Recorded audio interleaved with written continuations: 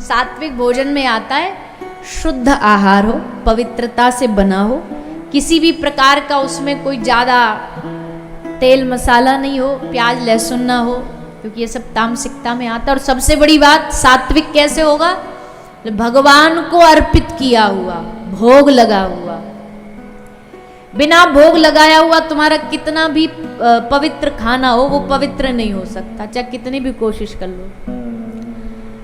अब अन्न जहां से आया तुमको क्या पता, किसान ने उस अन्न को बोने में कितने आजकल तो कितने यूरिया और ये पेस्टिसाइड्स कितने डाले जाते हैं, कितने जीवाणु कीटाणु मरते हैं उसमें। अब ऐसे अन्न को हम लोग खाएंगे तो क्या हमारी बुद्धि पवित्र होगी? तो फिर क्या करना पड़ेगा? अब हम सब सारा सिस्टम तो बदल नहीं सकते। बोले एक काम, सिस्टम मत बदलो, पर जो अन्न खा रहे हो ना उसको पहले भगवान को भोग लगाओ। भोग लगा के ये बोल दो कि प्रभु ये आपका, आपको अर्पण है, आप पालो, इसको शुद्ध कर दो। फिर आपका जो उच्छिष्ट प्रसादी बचेगा, जो झूठन बचेगा, उसको हम खाएंगे। और भगवान के झूठन से तो बुद्धि पवित्र होती है, बिगड़ती थोड़ी है। भगवान पाक के सारा दोष खत्म कर देंगे उसमें से। इसलिए बिना भोग लगाए नहीं खाना चाहिए, सब लोग को भोग लगा के ही खाना चाहिए। सात्विक भोजन खाना चाहिए, तामसिक भोजन कतई नहीं खाना चाहिए। अब तामसिक में क्या आता है? तामसिक में तो भैया क्या बताएं, किसी को मार के खा रहे हो, किसी का मांस खा रहे हो, किसी का खून पी रहे हो। अब ये वही तो है मांस खाना, अब उसमें सब यही तो मिलावट होती है।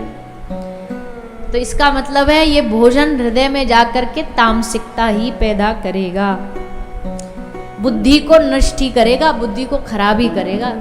बुद्धि को सही रखने के लिए जरूरी है आहार शुद्ध रखो, भोजन शुद्ध रखो, घर में भोग लगाओ।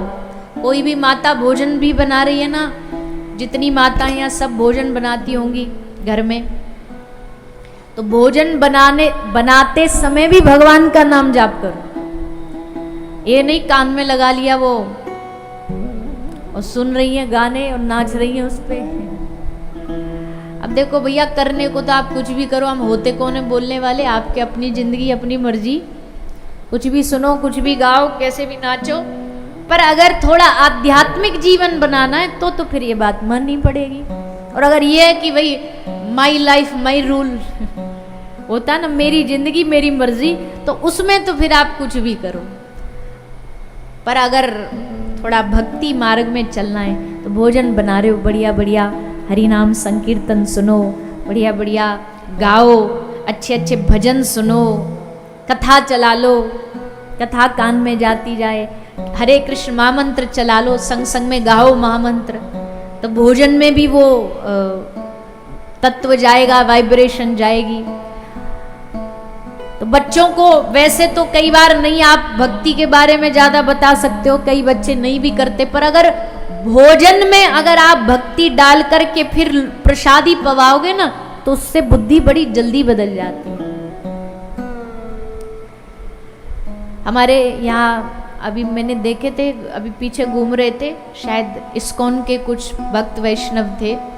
इस्कॉन के जो संस्थापक हैं श्रील भक्ति वेदांत प्रभुपाद जी, प्रभुपाद जी ने विदेश में जाके गोरों को भक्ति से जोड़ा।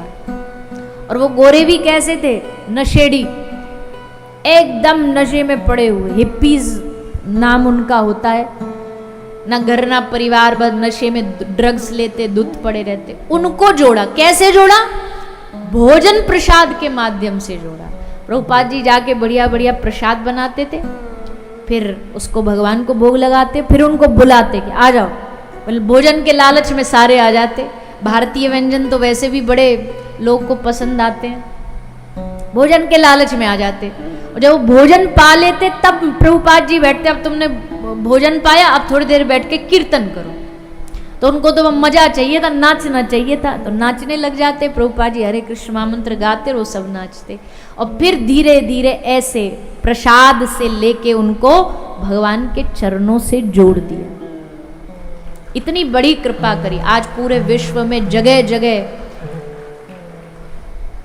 संस्था है, श्री महाप्रभु के शिक्षा का प्रचार प्रसार हो रहा है। तो कहने का मतलब है प्रसाद अच्छा होना चाहिए।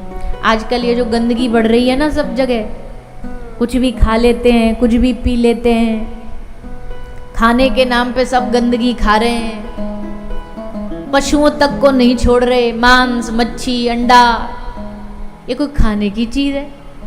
बताइए।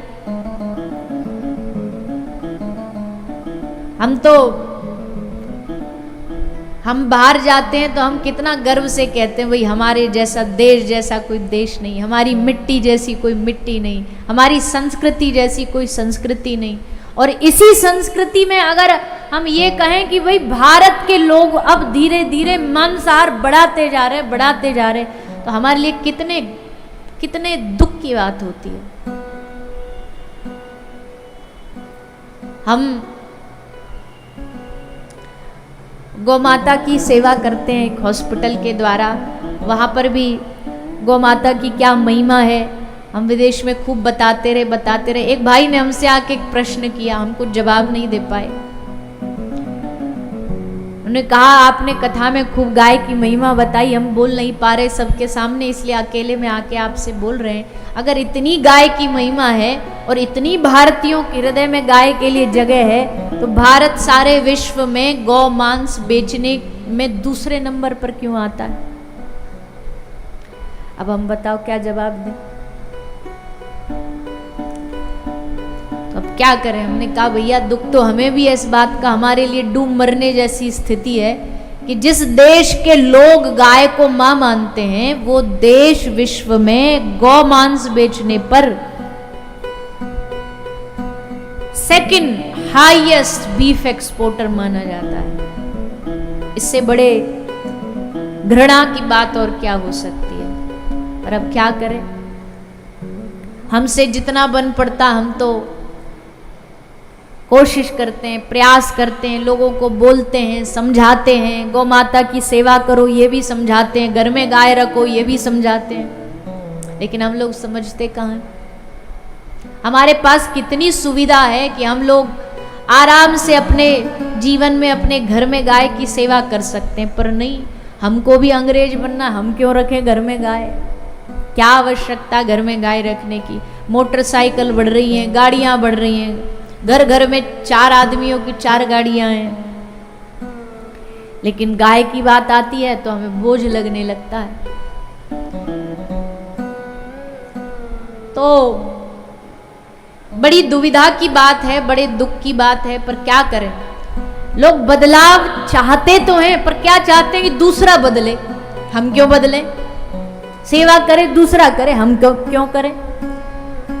अरे भैया सेवा करने की जिम्मेदारी तो सबकी है ना, एक अकेले व्यक्ति की थोड़ी है, सबको करनी पड़ेगी।